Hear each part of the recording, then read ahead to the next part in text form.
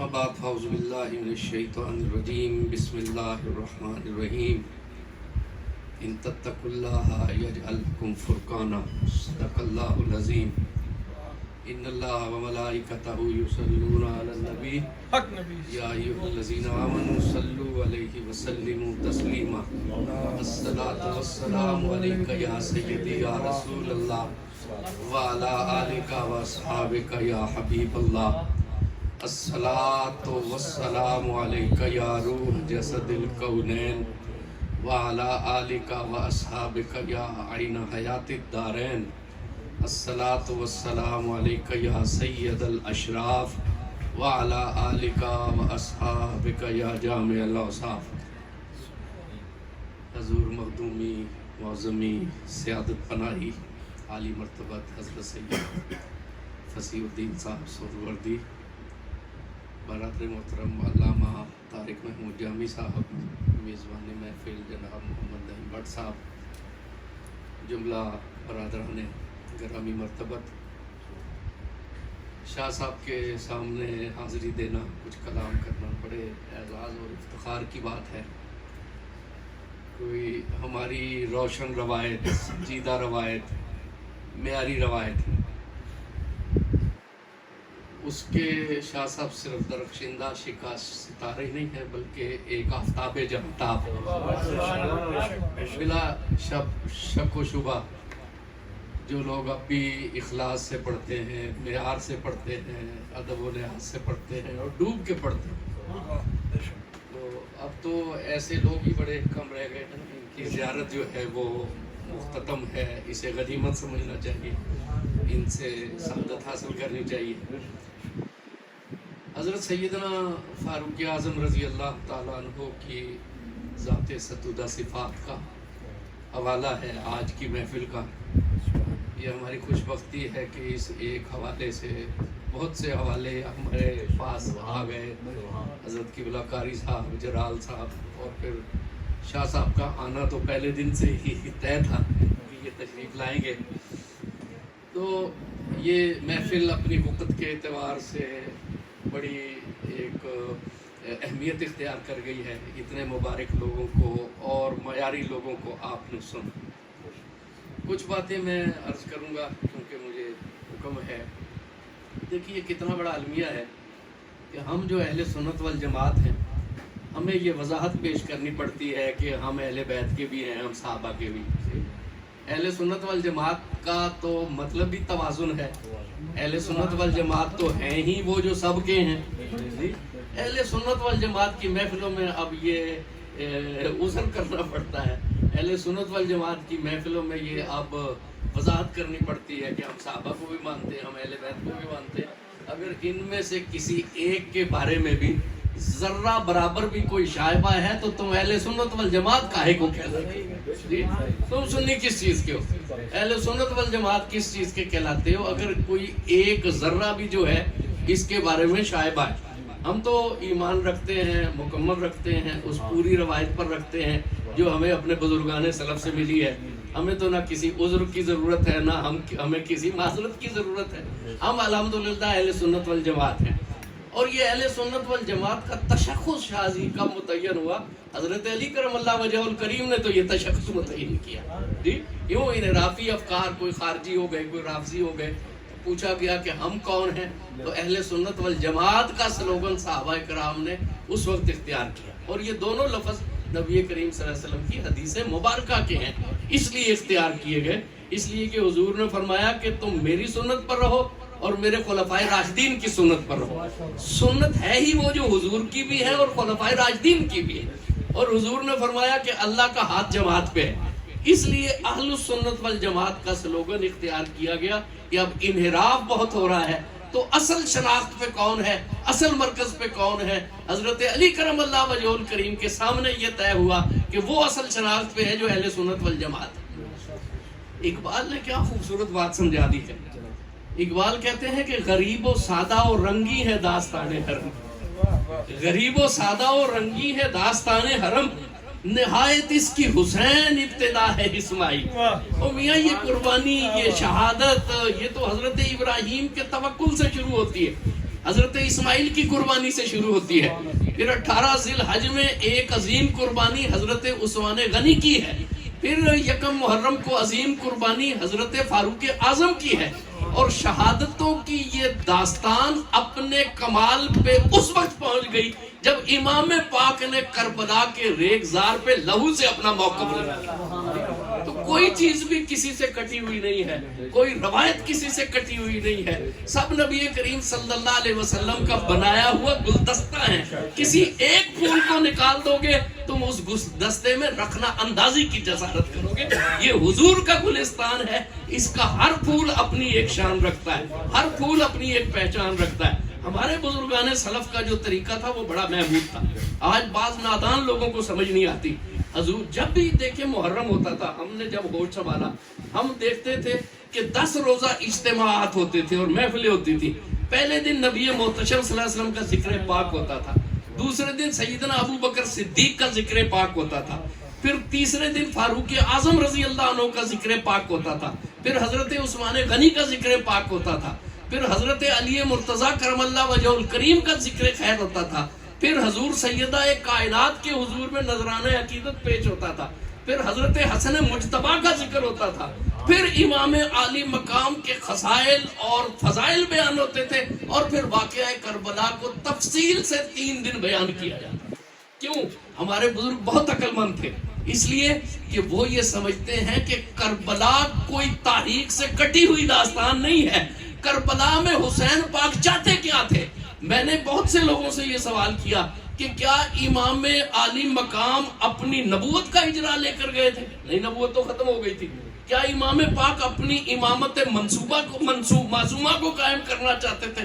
امامت معصومہ کا تو کوئی تصور نہیں ہے، امام پاک خلافت راشدہ کا احیا چاہتے تھے۔ امام پاک جب خلافت راشدہ کا احیا چاہتے تھے تو خلافت راشدہ سے تم کس کو نکالو گے؟ ابو بکر صدیق کو نکالو گے، فاروق اعظم کو نکالو گے، عثمان غنی کو نکالو گے، علی مرتضیٰ کو نکالو گے، یا حسن مجتبیٰ کو نکالو گے؟ یہ خلافت راشدہ ہے جس کا احیا امام علی مقام چاہتے تھے، جن کے ناموں کا، جن کی تعلیمات اور سنت کا احیا امام علی مقام چاہتے تھے۔ تم امام علی مقام کی داستان سے ان کو خارج کیسے کر سکتے؟ یہ بات ہمارے بزرگان سلف سمجھ گئے تھے، اور کاش ہمارے لوگوں کو بھی یہ بات سمجھ میں آ جائے۔ تو یہ دیکھیے حضرت عبدالعزیز دباغ رحمۃ اللہ علیہ فرماتے ہیں کہ نبی محتشم صلی اللہ علیہ وسلم جو دیوان غوثیت ہے نا، اس میں گاہے سرکار دو عالم صلی اللہ علیہ وسلم خود بھی تشریف لاتے ہیں، اور جب سرکار دو عالم صلی اللہ علیہ وآلہ وسلم تشریف لاتے ہیں تو حضور اکرم صلی اللہ علیہ وسلم کے ساتھ 7 افراد ہوتے ہیں۔ وہ 7 افراد کون ہیں؟ حضرت سیدنا ابو بکر صدیق، سیدنا فاروق اعظم، سیدنا عثمان غنی، حضرت علی مرتضیٰ کرم اللہ وجہ الکریم، حضرت حسن مجتبیٰ رضی اللہ تعالی عنہ، اور حضرت امام علی مقام حسین پاک اور سیدہ خاتون جنت۔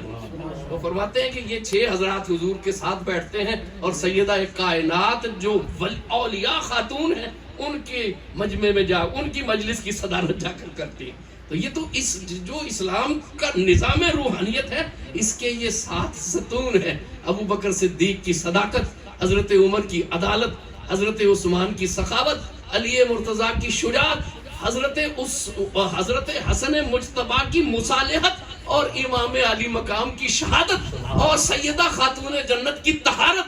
ان میں سے کسی ایک کو بھی نکال دو گے اسلام کی تاریخ ادھوری رہ جائے گی۔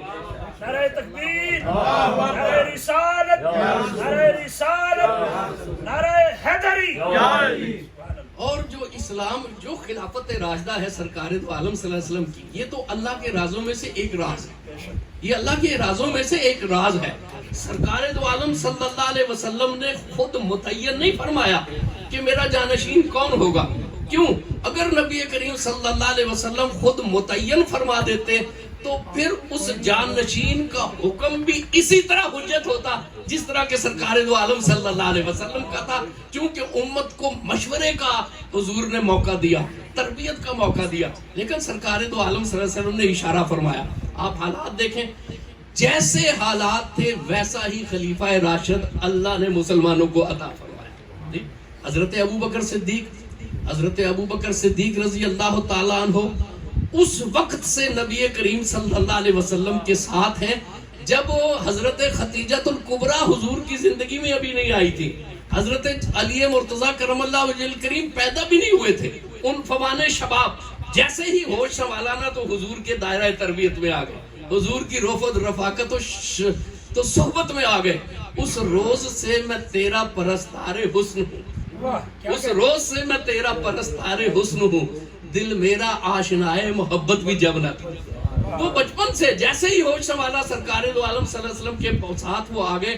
ان سے زیادہ مزاج رسالت کو, مقاصد رسالت کو سمجھنے والا کوئی نہیں تھا. اور دیکھیے جب سرکار دو عالم صلی اللہ علیہ وسلم کے آخری ایام تھے, عرب پہ مسلمانوں کا غلبہ ہو گیا, لیکن حضور کی نبوت کو دیکھ کے بہت سے فتنے بھی اٹھے. کئی لوگ, 5 ایسے لوگ تھے جنہوں نے نبوت کا دعویٰ کر دیا. سیاسی گرفت میں کچھ جب سرکار دو علیہ وسلم کی صحت مبارکہ میں تغیر ہوا, کچھ نے بغاوت کا سوچا, کچھ نے ارتداد کا سوچا. ایسے میں حضرت ابوبکر صدیق امت کے رہنما مقرر ہوئے. حضرت عبداللہ بن مسعود فرماتے ہیں کہ امت کی حالت ایسی ہو گئی تھی سرکار دو عالم صلی اللہ علیہ وسلم کے وصال سے اچانک کہ جیسے ایک نحیف و نزار بکری, برسات کا موسم ہو, موسلا دھار بارش ہو رہی ہو اور گہری تاریکی ہو, اور ایک بچڑی ریوڑ سے بچھڑ کر سردی کی راتوں میں تھر تھر کانپ رہی ہو نا سردی سے, ایسی حالت امت کی ہو گئی تھی. یہ ابو بکر صدیق تھے جنہوں نے آگے آ کے سنبھالا. کیوں؟ ان کا شعار ہے ایمان, ان کا شعار ہے ایمان. عبدالعزیز دباغ فرماتے ہیں جو ایمان ابو بکر صدیق کو ملا ہے, پوری امت کا ایمان ایک پلڑے میں رکھ دیں, ابو بکر صدیق کا پلڑا باری. وہ ڈٹ گئے. لشکر اسامہ سرکار نے کہا ہے جائے گا. نماز اور زکوٰۃ میں سرکار نے کوئی فرق نہیں کیا, کوئی فرق نہیں. حضور کے بعد نبی کوئی نہیں, کوئی نبی نہیں. وہ نحیف و نزار سے شخص تھے, بڑے ایک صاحب ایک لطیف سے وجود کے مالک تھے, لیکن ڈٹ گئے. اس طرح ڈٹ گئے کہ چٹان بھی جو ہے وہ اس استقامت پہ قربان جائیں. پوری وغا کی آندیاں بھی. حضرت ابو بکر صدیق سے زیادہ علم انصاب کا کوئی ماہر نہیں تھا. آپ تاجر تھے, ایک ایک قبیلے کو جانتے تھے, ایک ایک فرد کو جانتے تھے. آپ اس دور کے فیصلے دیکھ لیں, جیسی مہم تھی ابو بکر صدیق نے ویسا قائد مقرر کیا. جس قبیلے کا جو مزاج تھا اس سے جا کے ویسی ڈیلنگ کی. سرکار کے بعد اسی صلاحیت کا آدمی چاہیے تھا کہ جو عرب کے چپے چپے کو جانتا ہو, ایک ایک قبیلے کو جانتا ہو, ایک ایک فرد کو جانتا ہو. کسے بتائیں کہ جب سرکار قبائل کی طرف تبلیغ کے لیے جاتے تھے حضرت ابو بکر کو ساتھ لے جاتے تھے, اور حضرت ابو بکر صدیق سرکار سے ہر قبیلے کا تعارف کرواتے تھے کہ سردار کیسا ہے, قبیلے کی شخصیت کی عادات کیسی ہیں, ان کی تاریخ کیا ہے. علم نسب سے کوئی شخص ابو بکر صدیق سے زیادہ واقف نہیں تھا, اور ایام عرب یعنی عرب کی تاریخ سے کوئی شخص آپ سے زیادہ واقف نہیں تھا. سرکار کے بعد ایسے ہی شخص کی ضرورت تھی جو عرب کی نفسیات کو پوری گہرائی سے جانتا ہو, اور ایمان ایسا ہو کہ وغا کی آندیاں بھی آ جائیں تو وہ ڈٹ کے کھڑا ہو جائے. اور ابو بکر صدیق ڈٹ کے کھڑا ہو گیا. منکرین نبوت کے خلاف ڈٹ کے کھڑے ہو گئے, منکرین زکوٰۃ کے خلاف ڈٹ کے کھڑے ہو گئے, ارتداد کے خلاف ڈٹ کر کھڑے ہو گئے, اور انہوں نے اپنے ایمان سے خلافت راشدہ کی بنیاد کو انتہائی گہرا کر دیا. اسی صلاحیت کی ضرورت تھی. پھر عرب پہ جب غلبہ اور کنٹرول, حضرت ابو بکر صدیق نے اپنے زمانے میں عراق کی طرف جو ہے پیش قدمی شروع کر دی. حضرت فاروق اعظم فرماتے ہیں کہ ایک دن تہجد کے وقت مجھے ابو بکر صدیق نے بلایا, میں حاضر ہوا. ابو بکر صدیق مسجد نبوی کے صحن میں آہستہ آہستہ ٹہل رہے تھے, جیسے کوئی شخص غور کرتا ہے نا, ایک غور کی کیفیت تھی. میں قریب ہوا, سلام میں نے عرض کی, آپ نے ہولے سے میرا ہاتھ پکڑ لیا, کچھ دیر لے کے مجھے چلے اور کہنے لگے کہ عمر میں نے فیصلہ کیا ہے کہ میں عراق کی طرف پیش قدمی کروں گا. حضرت عمر فرماتے ہیں کہ میں نے یہ سنا تو میرے وجود پہ لرزہ طاری ہو گیا کہ اے ابو بکر, ہم اتنے مضبوط ہو گئے ہیں, اتنی آپ میں جرت ہے کہ جانتے ہیں عراق پہ لشکر کشی کا کیا مطلب ہوگا. عراق اس وقت ایران اور روم کے درمیان کا ایک علاقہ تھا. دونوں کی جنگیں جو ہیں وہ اس بیٹل فیلڈ میں ہوا کرتی تھی جسے عراق کہتے ہیں. عراق پہ غلبے کا مطلب یہ تھا کہ آپ کیسر کو بھی چیلنج دے رہے ہیں, آپ کسرا کو بھی چیلنج دے رہے ہیں. لیکن فیصلہ کرنے والا کون تھا؟ ابو بکر تھا. جی رام ریاض نے کیا خوبصورت شعر سرکار دو عالم صلی اللہ علیہ وسلم کے بارے میں کہا ہے جی.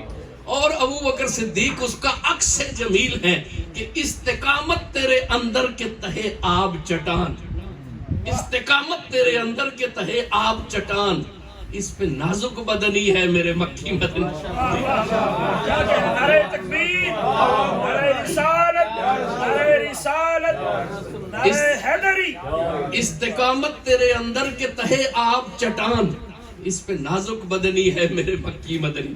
اور پھر جب دیکھیے کہ عرب پہ غلبہ ہو گیا، کیسر کو بھی الارم دے دیا کہ مسلمان ہے، کسرا کو بھی الارم دے دیا. اب فاروق اعظم آتے ہیں جی. فاروق اعظم فاروق ہے نا. کسرا کی تہذیب کتنی مضبوط تہذیب ہے، 2500 سال 1500 سال سے چل رہی ہے.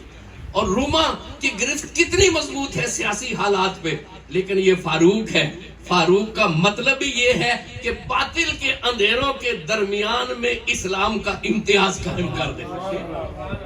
یہ فاروق اعظم کی ضرورت تھی اس وقت، ضرورت ہی فاروق اعظم کی تھی.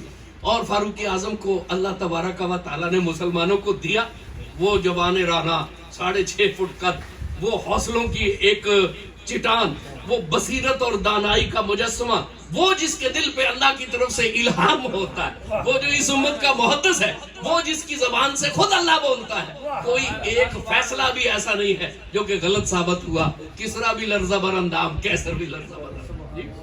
پھر اشارہ مقصود ہے حضرت فاروق کتنی مضبوط سلطنت بنا گئے. اب عثمان غنی آئے، جدھر فاروق اعظم جیسا شخص، اور عثمان غنی کتنے لطیف وجود کے حامل ہیں، کس قدر خوبصورت وجود کے حامل ہیں. اور لڑتے حضور کے ساتھ سارے جہاد میں رہے ہیں، لیکن اصل میں جو جنگ ہے وہ آپ کا شعبہ ہے نہیں. سوچو کہ صحابہ کرام نے، اصحاب بدر نے حضرت عثمان غنی کا انتخاب کیوں کیا. سوچو اس مقام پہ بڑے بڑے آکے جو ہے وہ لغزش کھا جاتے ہیں، اور ان سے جو ہے وہ فکری طور پر انتہائی کوتاہی ہو جاتی ہے. اور یہ اصحاب بدر کا اجماع ہے. کوئی کسی کو کہو نا کہ تیرے پیر کا فیصلہ غلط ہے، مرنے مارنے پہ تل جائے گا. تیرے ایک پیر کا فیصلہ غلط نہیں ہو سکتا، اور سارے اصحاب بدر کا فیصلہ غلط ہو سکتا ہے جی. سارے صحابہ کرام کا اجماع غلط ہو سکتا ہے. وہ سرکار دو عالم صلی اللہ علیہ وسلم کی تربیت یافتہ اصل کیا تھی. آج اس دور میں اس چیز کو اپلائی کیا جا رہا ہے جو کہ صحابہ کرام نے اس وقت سوچا. کیا جب سلطنت مضبوط ہو جاتی ہے نا تو کہتے ہیں کہ اب ضرورت ہے کسی ماہر معاشیات کی، ایسے شخص کو لے کر آؤ جو معاشیات جانتا ہو. کیوں؟ مسلمان علاقے تو فتح کر رہے تھے، لیکن مسلمانوں کو اب ایڈمنسٹریشن سکھانے کی ضرورت تھی. انہیں جو ہے وہ تجارت سکھانے کی ضرورت تھی، معیشت سکھانے کی ضرورت تھی، انہیں اداروں کو استوار کرنے کی ضرورت تھی. اور عثمان غنی نرم و لطیف آدمی تھے، لیکن سب سے کامیاب عرب کے تاجر تھے جی. سب سے کامیاب کہ اسی لیے کامیاب تھے نا کہ بات سمجھتے تھے، مینجمنٹ سمجھتے تھے. مینجمنٹ کوئی صرف ڈنڈے کا نام نہیں ہوتا، مینجمنٹ کا ہی نام ہوتا ہے. اور عثمان غنی یہ جانتے تھے.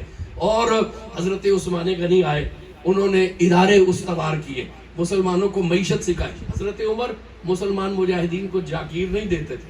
وہ کہتے تھے کہ نہیں تم ابھی لڑو، تم ابھی جو ہے وہ جہاد کرو، تمہیں میں نے جاگیریں نہیں دینی. حضرت عثمان نے ایک ایک کر کے جاگیریں دینی شروع کی.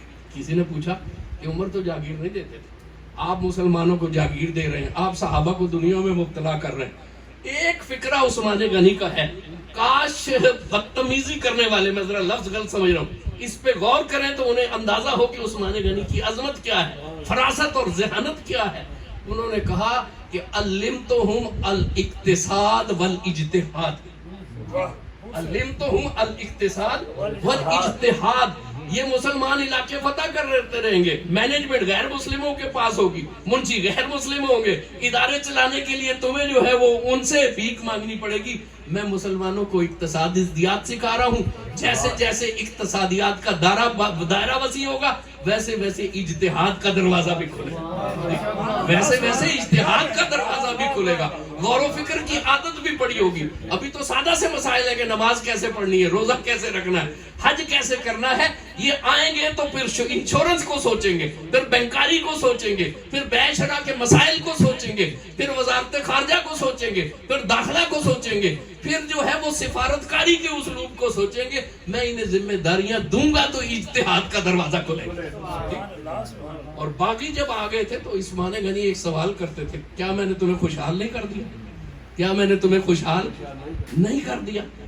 اب زمانہ جب آگے بڑھتا ہے، وہ صحابہ کرام کی روایت ظاہر ہے کہ انہوں نے دنیا سے جانا تھا، اور بعد میں آنے والے جو کچھ مرضی کر لیتے وہ صحابہ کے پائے کے تو نہیں تھے نا.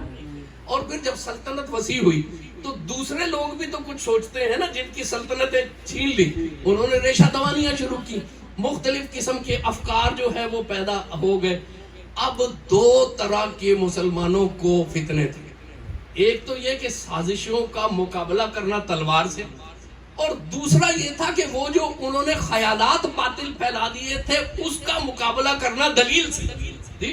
ایسے میں اب دیکھو کون سی شخصیت ایسی ہے جو آگے بڑھ کر امت کی رہنمائی کر سکتی ہے، وہ حضرت علی مرتضیٰ کی شخصیت ہے، جو تلوار کے بھی دھنی ہے اور تعویل کے بھی دھنی ہے اور دلیل کے بھی دھنی ہے.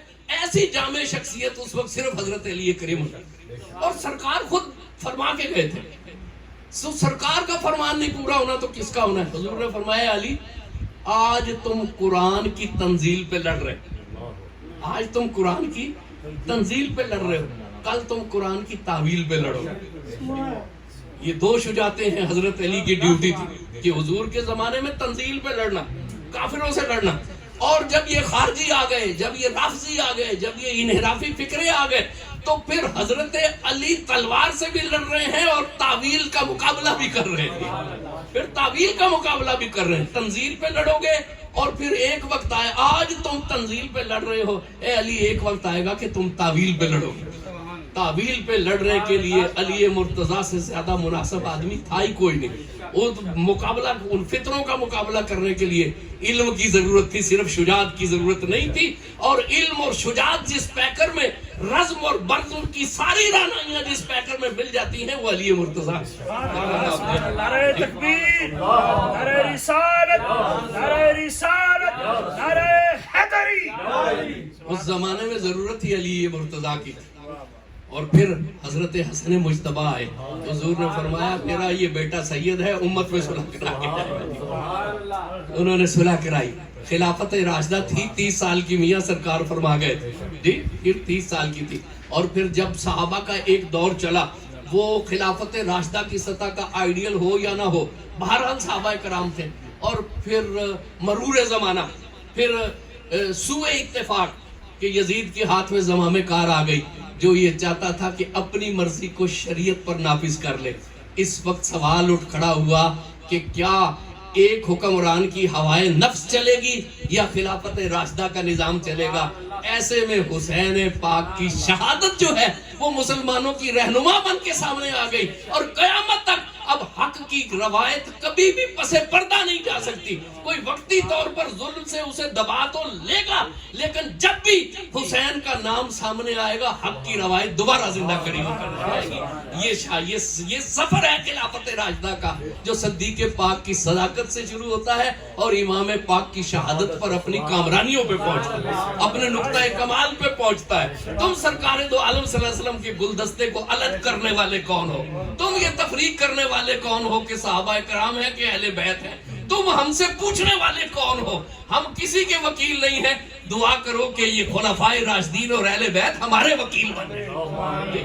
تم کون ہو بھئی صحابہ کے وکیل بننے والے؟ تم کون ہو اہل بیت کے وکیل بننے والے؟ تمہارا علم کیا ہے؟ تمہاری شکلیں کیا ہیں؟ تمہاری استعداد کیا ہے؟ وہ اللہ سے دعا کرو کہ وہ تمہارے وکیل بنے. ہمیں ان کی وکالت کی ضرورت ہے یا انہیں ہمارے وکالت کی ضرورت ہے؟ جی آفتاب آمد دلیل آفتاب، وہ تو ان میں سے ہر ایک اپنی جگہ پہ آفتاب ہے. تم مانو نہ مانو وہ پھر بھی آفتاب ہے. ان میں سے ہر شخص آفتاب ہے. وہ کسی کے ماننے یا نہ ماننے کا کوئی پابند نہیں ہے. وہ بہرحال آفتاب ہے. اگر مان لو تو تمہاری خوش قسمتی، نہ مانو گے تو تمہاری بدبختی. جی مانو گے تو خوش قسمتی، نہ مانو گے تو تمہاری بدبختی. تم ہو کون تاریخ اسلام میں رخنا ڈالنے والے؟ تم یہ تفریق کرنے والے کون ہو؟ تم ہم سے یہ سوال کرنے والے کون ہو کہ صحابہ کے ہیں کہ اہل بیت کے ہیں؟ ہم تو سرکار دو عالم صلی اللہ علیہ وسلم کے نالین کے بھی ہیں کیا کہتے ہیں؟ ہم تو نالین کے بھی ہیں. کچھ آئیے کہ جنہیں ساتھ سلایا ہوا ہے ان کے بارے میں سوال کرو جی. کچھ آئیے جس کو دو انوار کا امین بنایا اس کے بارے میں سوال کرو. کچھ آئیے کہ جسے اپنے علم کے شہر کا دروازہ قرار دیا اسے سوال کرو. کچھ آئیے کہ جسے حضور خود سید فرما گئے اس کے بارے میں سوال کرو. وہ جو حضور کے جگر کا ٹکڑا ہے اس کے بارے میں سوال کرو. وہ جو اپنے نانا کے علم کو لے کے کربلا کے ریگزار میں کھڑا ہو گیا اس کے بارے میں سوال کرو. ہم تو سرکار کی نالین سے بھی جدا ہونے کے لیے تیار ہیں. وہ جو سرکار کے یہ جو سرکار کے اسلام ایک جامع تاریخ ہے. یہ باتیں میں نے کر دی. آج باتیں ریکارڈ ہو جاتی ہیں چلتی ہیں جی. یہ تاکہ محرم سے پہلے یہ کیا ایک طوفان بچا ہوا ہے. یہ کون ہو تم تفریق ڈالنے والے؟ تم کون ہو سرکار دو عالم صلی اللہ علیہ وسلم کی بنائی ہوئی روشن روایت میں نخرات ڈالنے والے؟ یہ میرے اور تیرے کا کیا جو ہے وہ معاملہ ہے؟ تم ہو کون یہ تقسیم کرنے والے کہ کون کیا ہے؟ جسے سرکار نواز گئے بس وہ ہمارے سر کا تاج ہے. اور ہر ایک نے اپنا اپنا، میں نے صرف اشارہ کیا ہے، آپ غور کریں، ہر ایک نے اپنا اپنا روشن کردار ادا کیا. اور یہ اللہ کی طرف سے ہے کہ جیسی تاریخ تھی، جیسے تقاضا تھے حضور اکرم صلی اللہ علیہ وسلم کا، ویسا ہی غلام آگے بڑھ کے سید ہو گیا. ویسا ہی غلام حضور کا، ویسا ہی تربیت یافتہ، کہیں حضور کا دوست، کہیں حضور کے جگر کا ٹکڑا، کہیں حضور اکرم صلی اللہ علیہ وسلم کا نور نظر. جیسے حالات تھے، جس کی ضرورت تھی وہ آگے بڑھا. اور کسی نے اپنے فرائض میں کوئی کوتاہی نہیں، کسی نے اپنے فرائض میں کوئی کوتاہی نہیں کی. یہ ہماری روشن تاریخ ہے. میں نے آیت مبارکہ پڑھی، ان تتقوا اللہ یجعل لکم فرقانا. یہ اللہ فرقان دے دے گا اگر تم ڈرو گے نا. فرقان کے دو معنی مفسرین نے بیان کیے. ایک فرقان کا مطلب ہے کہ اللہ تمہیں صحیح اور غلط میں امتیاز کی توفیق دے دے گا. اور دوسرا فرقان کا مطلب ہے اللہ تمہیں نشان امتیاز دے دے گا. حضرت فاروق اعظم کی شخصیت اتنی چھوٹی نہیں. میں نے یہ تمہیدی باتیں اس لیے کر دیں کہ اللہ تبارک و تعالی سمجھنے کی توفیق عطا فرمائے. میں کوئی بہت فاضل نبیل نہیں ہوں، میں کوئی مفکر نہیں ہوں، لیکن میرے دماغ میں یہ باتیں آئیں کہ بھئی تاریخ کو علیحدہ نہ کریں. یہ باتیں جہاں جہاں تک پہنچے میں چاہوں گا کہ لوگ ان پہ غور کریں. اور فرقان جسے مل جاتا ہے اسے صحیح اور غلط میں امتیاز کی توفیق مل جاتی ہے، اسے ایک نشان امتیاز مل جاتا ہے. اور یہ تو فاروق ہے، یہ تو فاروق اعظم ہے، یہ تو فاروق اعظم ہے. سرکار دو عالم صلی اللہ علیہ وسلم نے فرمایا کہ رات میں نے خواب دیکھا کہ ایک پیالہ دودھ کا میری خدمت میں پیش کیا گیا. میں نے اسے اس طرح پیا کہ اس کی سیرابی میرے ناخنوں تک سرایت کر. پھر وہ پیالہ میں نے عمر کو دے دیا. عمر نے بھی اس طرح پیا کہ اس کے پورے وجود میں دودھ کے اثرات سرایت کر گئے. لوگوں نے پوچھا کہ یا رسول اللہ اس کی تعبیر کیا؟ آپ نے فرمایا علم نبوت سے انہیں ایسا حصہ ملا کہ ان کا پورا وجود سیراب ہوا. ایک بار آپ نے فرمایا کہ کچھ لوگ میرے سامنے پیش کیے گئے جنہوں نے مختلف طرح کی قمیضیں پہنی تھی. یہاں قمیض سے مراد ایک گاؤن نہیں جیسے بچوں کو پہنایا جاتا ہے. تو انہوں نے یہ خلعت فاخرہ پہنی ہوئی تھی. کسی کی خلعت فاخرہ سینے تک ہے، کسی کی ناف تک ہے، کسی کی گھٹنوں تک ہے. اور میں نے دیکھا کہ عمر نے ایک ایسی قمیض پہنی ہوئی ہے جس نے ان کے پورے وجود کو ڈھانپ لیا. لوگوں نے عرض کی یا رسول اللہ اس کی تعبیر کیا؟ آپ نے فرمایا اس کی تعبیر دین ہے. تو وہ وجود جس کے باطل میں علم رسالت رگو پے میں سرایت کر گیا اور جس کے پورے وجود کو دین نے ڈھانپ لیا ہے وہ فاروق اعظم. ایک محفل میں آپ بیٹھے ہوئے تھے، ایک نوجوان گزرا. آپ نے فرمایا کہ بہت سالے نوجوان. حضرت ابو ذر غفاری رضی اللہ تعالیٰ عنہ بھی اس محفل میں تھے. وہ اٹھے چپکے سے محفل کے آداب کو مد نظر رکھتے ہوئے اور اس نوجوان کے پیچھے چل. کچھ دیر جا کے اس کی نظر پڑی تو وہ احتراماً رک گیا کہ حضرت ابو ذر غفاری کا ایک اپنا مقام ہے، سینئر صحابہ حضور کے اور بڑے دھڑلے کے اور بڑے حق کو اور بے باک صحابی. رک گیا. اس نے خیر مقدم کیا کہ حضور کس طرف آپ کا کیا ارادہ ہے؟ آپ فرمانے لگے کہ میں تم سے دعا کرانے کے لیے آیا ہوں. وہ بڑا حیران ہوا. اس نے کہا کہ آپ جو رسول اللہ کے صلی اللہ علیہ وسلم کے اتنے مکرم، میں آپ کے لیے دعا کروں گا کہ آپ میرے لیے دعا کریں. آپ نے فرمایا نہیں، میں نے نبی کریم صلی اللہ علیہ وسلم سے سنا ہے کہ الحق کو ینطق لسان عمر، عمر کی زبان سے حق کلام کرتا ہے. عمر نے کہا ہے کہ یہ سالے نوجوان ہے، اس لیے میں تم سے دعا کروانے کے لیے آیا. کتنے مقامات حضرت عمر کی بات کس اہمیت کی حامل ہے، ان کی رائے جو ہے وہ کس اہمیت کی حامل ہے. اور پھر یہ کہ اللہ اسے ایک امتیازی شان دے دیتا ہے. یہ بحرین، یہ ایران کے اثرات کی ریاستیں تھی نا. ایک سفیر آیا، اس نے مسلمانوں سے پوچھا کہ میں سفیر ہوں اور بحرین کی طرف سے آیا ہوں، تو مجھے تمہارے شہنشاہ سے ملنا. انہوں نے مسکرا کے دیکھا. مسلمانوں نے کہا ہم تو ایسے روگ نہیں پالتے، ہمارا تو کوئی شہنشاہ نہیں ہے. اس نے کہا کچھ تو نظم مملکت ہوگا نا. انہوں نے کہا ہمارا ایک امیر ہے. کہنے لگا اس کے محل کا پتہ بتاؤ اور ملنے کے آداب بتاؤ، میں اس سے ملنا چاہتا ہوں. انہوں نے کہا کوئی محل نہیں اور کوئی پتہ نہیں اور کوئی آداب بھی نہیں. آج فجر کے وقت امیر المومنین نے اعلان کیا ہے کہ مضافات مدینہ میں ایک مسجد شریف کی دیواریں خستہ ہو گئے ہیں اور وہ اس کی مرمت کی سعادت حاصل کرنے کے لیے خود بھی جائے. وہ مسجد کی تعمیر کے لیے گئے ہوئے. یہ راستہ جاتا ہے، وہاں سے جا کے پوچھ لینا کہ عمر کو. اب وہ وہاں پہ گیا، کام کر کے، کچھ دھوپ کی تمازت ذرا تیز ہو گئی تھی، کام کر کے تھک گئے تھے. اب ایک کھجور کا ادھورا سایہ، تپتی ہوئی زمین، اینٹ کا سرانہ لیے سو رہے. اس نے لوگوں سے پوچھا کہ تمہارا امیر کون ہے، میں نے عمر سے ملنا ہے. لوگوں نے کہا یہ جو سو رہے ہیں یہ عمر. نہ کوئی در، نہ کوئی دروازہ، نہ کوئی حصار، نہ کوئی پروٹوکول. تپتی ہوئی ریت، کھجور کا ادھورا سایہ، اینٹ کا سرانہ، بڑے مزے سے گہری نیند سو رہے. اس کی زبان سے بے ساختہ نکلا، اے عمر، ہمارے بادشاہوں نے ظلم کیا، انہیں ریشم و کم خواب کے بستروں پہ بھی نیند نہیں آتی. تم نے اللہ کی زمین پہ عدل کیا، تمہیں تپتی ہوئی زمین پر بھی نیند آ گئی. ان تتقوا اللہ یجعل لکم فرقان. اللہ ایک نشان امتیاز دے دے. لشکری لڑ رہے تھے کہ یہ روم کی سرحد پہ. ایک رومی سپاہی نے مسلمان سپاہی کو کہا لڑ رہے ہیں، لڑتے رہیں گے، لیکن ذرا ٹھہرو، میرا ایک سوال ہے، اس کا جواب چاہیے مجھے. وہ ٹھہر گیا. اس نے کہا فرماؤ. کہنے لگا ایک بات بتاؤ کہ یہ عمر کیا ہے، یہ عمر کیا چیز ہے. اس نے کہا بھی یہ سوال کی ضرورت کیوں پیش آئی، کوئی پس منظر. کہنے لگا ایک طرف کسرا ہے، کسرا میں اس وقت 1500 سال سے بادشاہت چلی آ رہی تھی. رضا شاہ پہلوی نے 2500 سال جشن منایا تھا آل ساسان کی حکمرانی کا. تو 1500 سال. آج کہتے ہیں، آج کی نفسیات یہ کہتی ہے کہ 5ویں پشت میں پیشہ نہیں رہتا، مزاج بن جاتا. ایک پیشے میں 5ویں پشت گزر جائے نا، 5 پشتیں، تو وہ پیشہ نہیں رہتا، وہ مزاج بن جاتا ہے. میر انیس نے کیا مزے کی بات کی. عمر گزری ہے اسی دشت کی سیاحی میں، عمر گزری ہے اسی دشت کی سیاحی میں، 5ویں پشت ہے شبیر کی مداحی. 5ویں، دیکھیے کتنی لطیف بات کہہ گئے، کتنی علمی بات کہہ گئے. 5ویں پشت ہے شبیر کی مداحی میں. وہ کہنا یہ چاہتے ہیں کہ ہمارے رگو پہ میں یہ چیز سرایت کر گئی ہے، ہم مداح شبیر رضی اللہ عنہ ہے.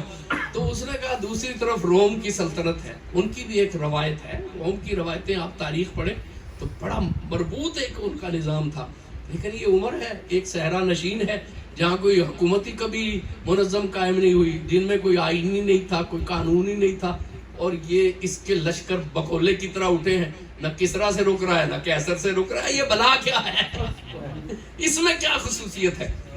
مسلمان لشکری نے کہا بڑی سادہ سی بات ہے، لا یخدعو ولا یخدعو. ہمارے امیر المومنین میں یہ اللہ نے صفت رکھی ہے کہ کسی کو دھوکہ نہیں دیتا، کسی کو دھوکہ نہیں دیتا اور نہ کسی سے دھوکہ کھاتا ہے. نہ اس نے ایک بڑی تعلیم دے دی، جو اللہ کے بندے سے خالص، اللہ کے بندوں سے خالص ہو جاتا ہے نا، اللہ اسے وہ فراست دے دیتا ہے کہ اللہ اسے دھوکہ کھانے بھی نہیں دیتا. اللہ کے لیے خالص ہو کر دیکھو، اللہ تمہیں دھوکہ کھانے بھی نہیں دے گا. لا یخدعو ولا یخدعو، نہ دھوکہ دیتا ہے نہ دھوکہ کھاتا ہے. امیر المومنین عراق کی طرف گئے، مضافاتی عرب کے علاقے، دیکھا کہ ایک کٹیا سی ہے. آپ کو بڑا اشتیاق تھا لوگوں سے پوچھیں کہ حکومت کیسی ہے، میرے بارے میں تاثر کیسے. تو ایک بڑھیا دیکھا کہ بیٹھی ہوئی ہے اکیلی، تو گئے سلام کیا. اس نے آؤ بھگت کی. عرب میں جب کوئی چلا جاتا تھا تو پہلے اس سے کھانا پینا پوچھتے تھے، بعد میں پوچھتے تھے کہ تم کون. تو اس نے بھی اپنے استعداد کے مطابق آپ کی آؤ بھگت کی. آپ نے پوچھا کہ اے مائی کوئی عمر کے بارے میں کیا خیال ہے, تمہارا کیا خیال ہے عمر کے بارے میں؟ کہنے لگی مجھے کیا ضرورت ہے کہ میں اس کے بارے میں خیال کرتی ہوں, سنا ہے عراق کی طرف گیا ہوا ہے. وہ آپ نے محسوس کیا کہ مائی کچھ ناراض ہے. آپ نے کہا کہ لگتا ہے کہ آپ کچھ ناراض ہیں عمر سے. اس نے بلا تکلف فرمایا کہ بالکل ناراض ہوں. ناراض تو میں ہوں, کیوں ناراض ہوں؟ اتنا عرصہ ہو گیا اسے امیر المومنین بنے ہوئے, اس نے کبھی مجھے پوچھا نہیں کہ میں کس حال میں ہوں. نہ اس کے عمل نے پوچھا, نہ اس نے پوچھا. کوئی وکالتاً پوچھ لیتے, کوئی کسی رسالتاً پوچھ لیتے, رسالتاً پوچھ لیتے, میرا اس نے نہیں پوچھا. سرحد پہ ایک مائی ہے اور اسے شکوہ ہے کہ امیر المومنین نے اس کو پوچھا نہیں. سبحان اللہ. آپ نے فرمایا کہ مائی اگر وہ نہیں پوچھ سکے کسی وجہ سے, ان سے غفلت اور سستی ہوئی, تو تم کسی ذریعے سے بتاتی. تم نے کوئی بستی کے عامل کو کبھی کوئی شکایت کی, اپنا مسئلہ بتایا, اس سے کوئی بڑے عامل کو بتاتی, گورنر کو بتاتی, تو کیا تم نے بتایا؟ سبحان اللہ. دیکھیے کہ اس نے کیا جواب دیا. ایک بوڑھی نے, ایک بادیہ نشین بوڑھی نے, ایک ان پڑھ بوڑھی نے کیا جواب دیا. آج کی ڈیموکریسی, آج کے حقوق انسانی, جی سبحان اللہ.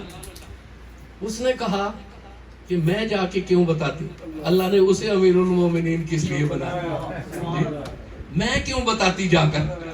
اللہ نے امیر المومنین عمر کو بنایا ہے کہ مجھے بنایا ہے؟ یہ کام امیر المومنین کا ہے کہ رعایا سے پوچھے, یا میرا کام ہے؟ رعایا جا کر جو ہے وہ حکمرانوں کے دروازوں پہ بھیک مانگتی رہے اور اپنا حال بتاتی رہے. اللہ نے ڈیوٹی اسے دی ہے, اللہ نے مجھے ڈیوٹی نہیں دی. یہ عزت نفس ہے ایک گمنام بڑھیا کی عمر فاروق کی سلطنت میں. آج تم حقوق انسانی لیے پھرتے ہو, ڈیموکریسی لیے پھرتے ہو, جی ووٹ کا حق دے دیتے ہو, اس کے بعد اپنی گلیوں کے چکر لگاتے ہو اور کہتے ہو ہم نے جمہوریت کا حق دے دیا. یہ ہے فاروق اعظم. رو پڑے, بیٹھ گئے, کھڑے نہیں ہو سکے, زاروں کی تار روئے, جی زاروں کی تار روئے کہ اے اللہ. جی ایک بڑھیا, آپ فرمانے لگے ایک بڑھیا نے مجھے لاجواب کر دیا, ایک ان پڑھ بڑھیا نے مجھے لاجواب کر دیا. اے عمر کیسے جواب دو گے, کس طرح جواب دو گے؟ جی پھر آپ نے اس کو راضی کیا کہ میں یہ کر دوں تو پھر راضی ہو, پھر اللہ کے آپ میری شکایت تو نہیں کرو گے. اس نے کہا نہیں کروں گی. پھر لوگ آئے, انہوں نے دیکھا کہ کدھر ہیں, تو وہ امیر المومنین, وہ کبھی بڑی گھبرائی کہ میں تو امیر المومنین. آپ نے فرمایا نہیں گھبراؤ نہیں, مجھے بتاؤ راضی کیسے ہوگی, راضی کیسے ہوگی. ان تتقوا اللہ یجعل لکم فرقانا. ایک امتیازی نشان اللہ انہیں دے دیتا ہے. عمر فاروق کا وہ امتیازی نشان ہے, آج تک سینہ ارضی پہ ثبت ہے. گاندھی جیسے شخص کو کہنا پڑا تھا کہ ایک عمر اور مل جاتا تاریخ اسلام کو ساری دنیا کا مذہب اسلام ہوتا. ان تتقوا اللہ یجعل لکم فرقانا. صدق اللہ.